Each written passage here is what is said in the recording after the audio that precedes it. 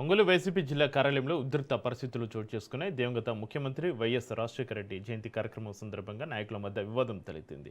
ST మహిళలకు ప్రాధాన్యత ఇచ్చే విషయంలో ఇరు వర్గాల నేతల మధ్య వాగ్వాదం జరిగినట్లుగా సమాచారం అందుతుంది.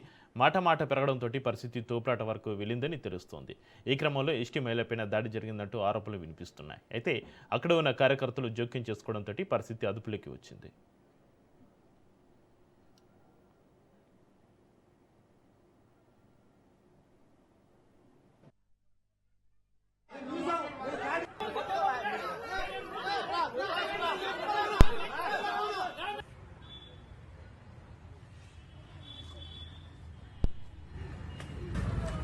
ఎన్ని చూసుకుని వెనక్కి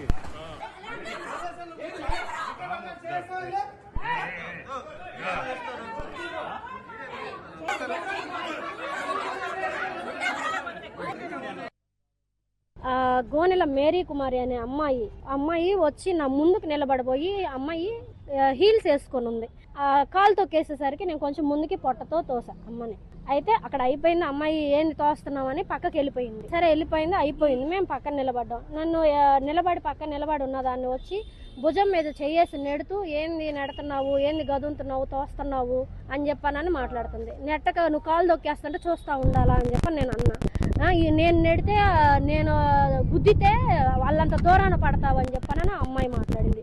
సరే గుద్దుమాయి ఎంత దూరం గుద్దుతావరా, నేను ఎంత దూరం పడతాను చూద్దాము అని అంటే చెయ్యెత్తింది మీదకి. సరే నా మీదకి చెయ్యెత్తితే నేను కూడా చెయ్యెత్తి ఆపేసా. వచ్చి నాకు గొంతు పట్టుకొని నన్ను వెనక్కి నెట్టేసింది.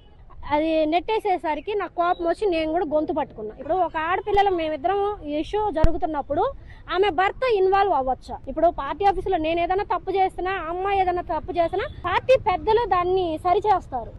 గోనెల మేరీ కుమారి అనే అమ్మాయి వచ్చి నా ముందుకు